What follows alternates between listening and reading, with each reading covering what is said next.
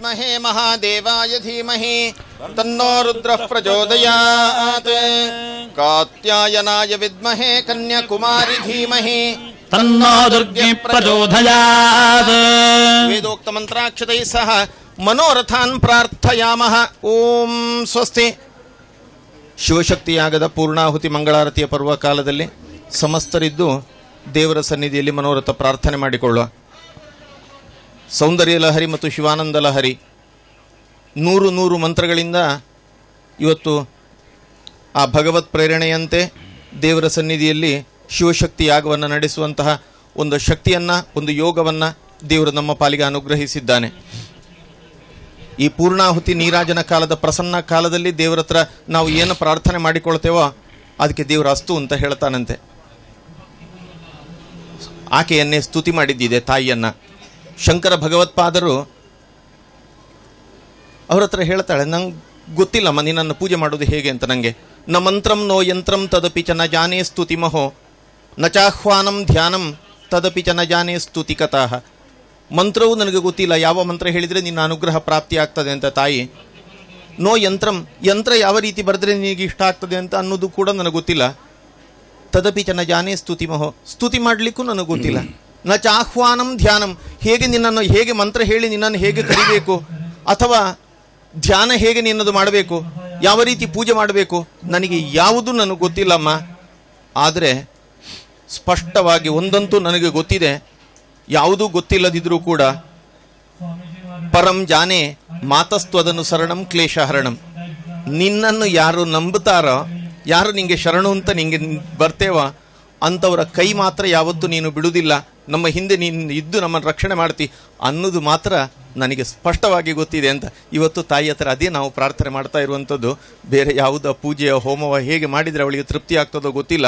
ಆಕೆಯನ್ನು ಇವತ್ತು ಆರಾಧನೆ ಮಾಡಿದ್ದಕ್ಕೋಸ್ಕರ ಆ 40 ಮಂತ್ರಗಳಿಂದ ಈ ಆ ತ್ರಿಕೋಣಾದಿ ಯಂತ್ರ ರೂಪದಲ್ಲಿ ಆಕೆಯನ್ನು ಹೇಗೆ ಆರಾಧನೆ ಮಾಡಬೇಕು ಅಂತ ಆನಂದ ಲಹರಿ ಮತ್ತು ಸೌಂದರ್ಯ ಲಹರಿ ಅಂತ 2 ಒಟ್ಟು ಸೇರಿಸಿರಿ. ಮತ್ತಿನ 60 ಶ್ಲೋಕಗಳಲ್ಲಿ ಆಕೆಯನ್ನು ನಖಶಿಖ ಅಂತ ಧ್ಯಾನ ಮಾಡುವಂತಹ ಮಂತ್ರಗಳದು. ಅದನ್ನು ಒಟ್ಟು ಸೇರಿಸಿ ಮಾಡಿದ ಹೋಮದಿಂದ ನೀನು ನಮ್ಮ ಯಾರ ಕೈ ಬಿಡುವುದಿಲ್ಲ ಅನ್ನುವಂಥದ್ದು ನಮಗೆ ಗೊತ್ತಿದೆ. ಆತನನ್ನು ಪ್ರಾರ್ಥನೆ ಮಾಡಬೇಕು. ಆಗ ಘನಪಾಠಿಗಳ ಆ ಶ್ಲೋಕವನ್ನು ಉಲ್ಲೇಖ ಮಾಡಿದರು. ಅಂಕೋಲಂ ನಿಜ ಬೀಜ ಸಂತತಿ ರುಚ ಅಯಸ್ಕಾಂತೋಪಲಂ ಸೂಚಿಕ. ದೇವರ ಹತ್ರ ನಾವು ಪ್ರಾರ್ಥನೆ ಮಾಡಲಿಕ್ಕಿದೆ, ದೇವರ ನಮಗೆ ಜ್ಞಾನ ಭಕ್ತಿ ವೈರಾಗ್ಯವನ್ನು ಕೊಡು ಅಂತ. ಭಕ್ತಿ ಯಾವಾಗ ಜ್ಞಾನಾದೇವ ಹಿ ಕೈವಲ್ಯಂ.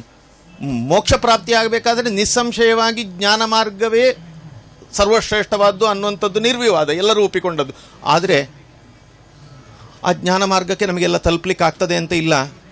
ಜ್ಞಾನ ಮಾರ್ಗವನ್ನು ಅನುಸರಿಸಿದಾತನಿಗೆ ಭಕ್ತಿ ಮಾರ್ಗ ಬೇಡ ಆಗ್ತದೆ ಅಂತ, ಅಗತ್ಯ ಇಲ್ಲ ಅವನಿಗೆ ಭಕ್ತಿ ಮಾರ್ಗದ್ದು ಅಂತ. ಆದರೆ ನಾವು ಪ್ರಾರ್ಥನೆ ಮಾಡೋದು ಅವನ ಹತ್ರ ಜ್ಞಾನ ಭಕ್ತಿ ಮತ್ತು ಜೀವನದಲ್ಲಿ ಎಲ್ಲವೂ ಬೇಕು ಅಂತ ತಿಳ್ಕೊಳ್ತಾ ಹೋಗ್ತೇವೆ, ಅಪೇಕ್ಷೆ ಪಡ್ತಾ ಹೋಗ್ತೇವೆ. ಒಂದು ದಿನಕ್ಕೆ ನನಗೆ ಸಾಕು ಅನ್ನುವ ಭಾವ ಬರುವ ಹಾಗೆ ಮಾಡು, ಉಳಿದವರಿಗೋಸ್ಕರ ನಾನೇನು ಮಾಡಬೇಕು ಅನ್ನುವ ಭಾವ ಸ್ಥಾಯಿಯಾಗಿ ಉಳಿಯುವ ಹಾಗೆ ಮಾಡುವಂಥ ಜ್ಞಾನ ಭಕ್ತಿ ವೈರಾಗ್ಯ ಕೊಡುವಂಥ ಪ್ರಾರ್ಥನೆ ಮಾಡಿದ್ದಿದ್ರೆ ಹೇಗೆ ಭಕ್ತಿ ಮಾಡ್ಬೋದು ಅಂತ. ಇಂತಹ ಪೂಜೆ ಪುನಸ್ಕಾರ ಹೋಮ ಹವನಾದಿಗಳನ್ನು ನಿರಂತರ ಮಾಡ್ತಾ ಬಂದರೆ, ಆ ಸ್ತೋತ್ರವನ್ನು ಮಂತ್ರವನ್ನು ನಿರಂತರ ಹೇಳ್ತಾ ಬಂದರೆ ಆ ಭಕ್ತಿಯಲ್ಲಿ ಪಾರಮ್ಯವನ್ನು ನಮಗೆ ದೇವರು ಅನುಗ್ರಹ ಮಾಡ್ತಾನಂತೆ.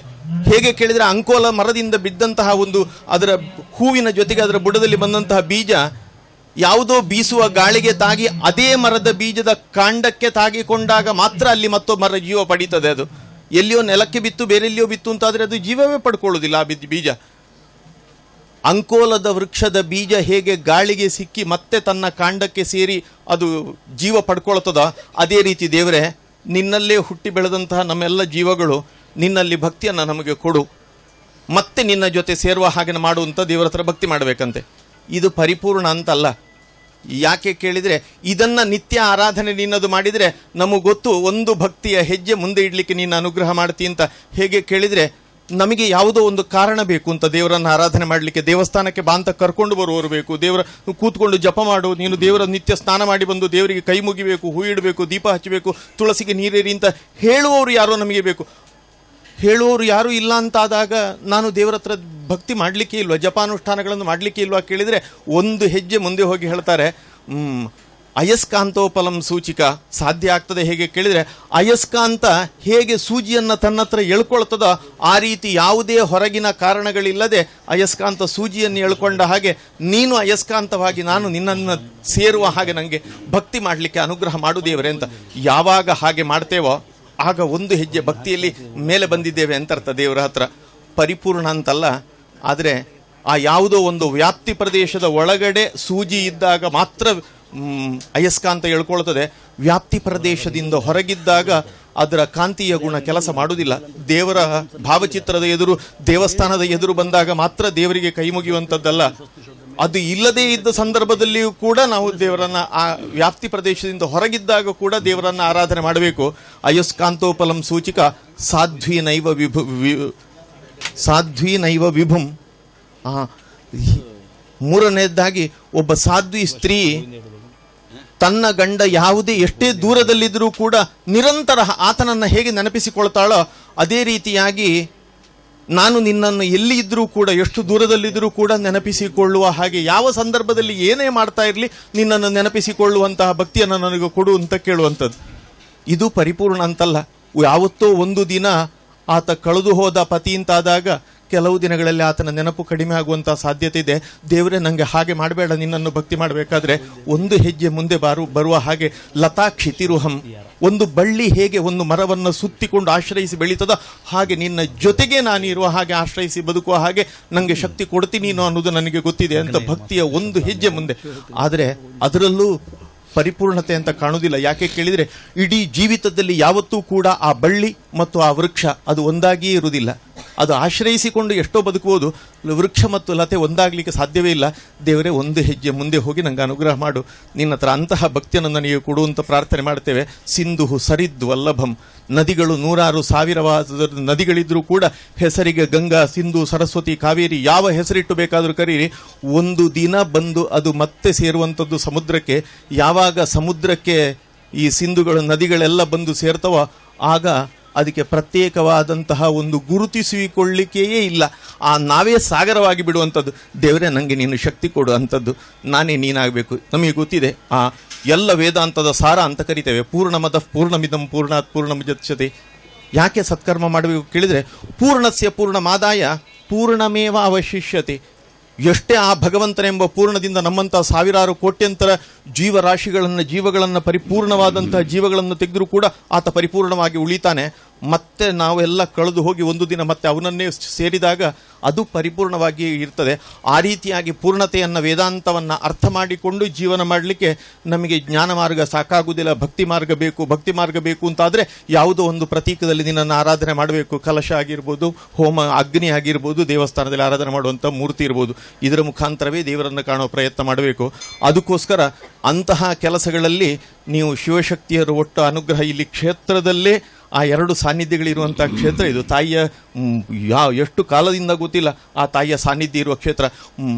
ದೇವರನ್ನ ಒಳಗೆ ಬಿಂಬವನ್ನು ನಾವು ಮಹಾಲಿಂಗೇಶ್ವರ ಅಂತ ಗುರುತಿಸಿದ್ದೇವೆ. ಆ ಮಹಾಲಿಂಗೇಶ್ವರನನ್ನು ನಿರಂತರ ಪೂಜೆ ಮಾಡ್ತಾ ಬಂದು ಶತಮಾನಗಳು ಕಳೆದು ಹೋಯಿತು. ಜೀರ್ಣಾವಸ್ಥೆಗೆ ಬಂದಿದೆ. ಮತ್ತೆ ಜೀರ್ಣೋದ್ಧಾರದ ಕೆಲಸ ಆಗಬೇಕು. ಅದಕ್ಕೆ ದೇವರೇ ಪ್ರೇರಣೆ ಕೊಟ್ಟದ್ದು. ಒಂದು 5-6 ಯಾಗಗಳನ್ನು, ಹೋಮಗಳನ್ನು ಮಾಡುವಂಥ ಸಂಕಲ್ಪ ಮಾಡಬೇಕಾದ್ರೆ ಇವರ ಸಮಿತಿಯವರ ಬಾಯಿಂದಲೇ ಬಂತು, ಶಿವಶಕ್ತಿ ಯಾಗವನ್ನೇ ಮಾಡಬೇಕು ನಾವು ಅಂತ ಮಾಡುವ ಅಂತ. ಆದ ಕಾರಣ ಇವತ್ತು ಶಿವಶಕ್ತಿ ಯಾಗ ಮಾಡಲಿಕ್ಕೆ ದೇವರು ಶಕ್ತಿ ಕೊಟ್ಟಿದ್ದಾರೆ. ನಮ್ಮೆಲ್ಲರ ಯೋಗ ದೇವರ ಅನುಗ್ರಹದಿಂದಾಗಿ ನಿಜಾರ್ಥದಲ್ಲಿ ಒಂದೇ ತಾಯಿಯ ಮಕ್ಕಳು ಅಂದ್ರೆ ಹೇಗಿರಬೇಕೋ ಆ ರೀತಿ ಎಲ್ಲರೂ ಕೂಡ ಅನ್ಯೋನ್ಯ ಪ್ರೀತಿಯಿಂದ, ಮನೋಕಾರಕ ಪರಶಿವ ಅಂತ ಹೇಳಿದರೆ ಮನೋಕಾರಕ. ನಮ್ಮೆಲ್ಲರ ಮನಸ್ಸುಗಳು ಬೇರೆ ಬೇರೆ ಬೇರೆ ಬೇರೆ ರೀತಿಯಲ್ಲಿ ಯೋಚನೆ ಮಾಡ್ತಾ ಇರಬೇಕಾದ್ರೆ ನಾವೆಲ್ಲರೂ ಒಂದೇ ರೀತಿ ಯೋಚನೆ ಮಾಡುವ ಹಾಗೆ ನಮಗೆ ಶಕ್ತಿ ಕೊಡು ದೇವರೇ. ನಿನ್ನನ್ನು ಆರಾಧನೆ ಮಾಡಿದ್ದಕ್ಕೋಸ್ಕರ ಎಲ್ಲರೂ ಕೂಡ ನಮ್ಮ ದೇವಸ್ಥಾನ, ನನ್ನ ದೇವಸ್ಥಾನ ಅಂತ ಪ್ರೀತಿಯಿಂದ ಈ ಕ್ಷೇತ್ರದ ಜೀರ್ಣೋದ್ಧಾರದ ಕಾರ್ಯದಲ್ಲಿ ತೊಡಗಿಸಿಕೊಳ್ಬೇಕು. ಪತಿತಂ ಪತಮಾನಂತು ತಥಾರ್ಧ ಪತಿತಂ ದರಹ. ಪತಿತಂ ಅಂದರೆ ಪೂರ್ತಿ ಬಿದ್ದು ಹೋದ.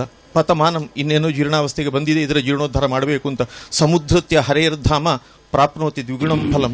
ಬ್ರಹ್ಮವೈವರ್ತದ ವಾಕ್ಯ ಅಂತ ಕಾಣುತ್ತದೆ. ಈ ಜೀರ್ಣೋದ್ಧಾರ ಮಾಡಲಿಕ್ಕೆ ನಾವು ತೊಡಗಿಕೊಳ್ತೇವೆ ಅಂತಾದಾಗ 2 ಹೊಸ ದೇವಸ್ಥಾನ ಕಟ್ಟಿ ಪೂಜೆ ಮಾಡಿದ ಫಲವನ್ನು ಒಬ್ಬೊಬ್ಬನಿಗೆ ದೇವರ ಅನುಗ್ರಹ ಮಾಡ್ತಾರಂತೆ.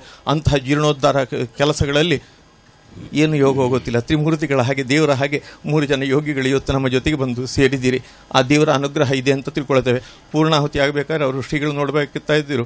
ಅದಕ್ಕಿಂತ 1-2 ನಿಮಿಷ ಮೊದಲು ಅವರ ಸ್ತೋತ್ರ ಮಾಡಬೇಕಾದ್ರೆ ಶಿವೊಂದು ಮಾಡಬೇಕಾದ್ರೆ ಮೇಲೆ ಆ ಕಟ್ಟಿದ್ದು, ಅದು ಕಾಪು ಕಟ್ಟಿದ್ದು, ಅದರಿಂದ ಅದು ಅಮೃತದ ಹಾಗೆ ಅದು ಒಡೆದು ಒಂದೊಂದೇ ತೊಟ್ಟಿಕ್ಕುತ್ತಾ ಇತ್ತು. ದೇವರ ಅನುಗ್ರಹ ನಮಗೆ ಪ್ರಾಪ್ತವಾಯಿತು ಅಂತ ತಿಳ್ಕೊಂಡಿದ್ದೇವೆ.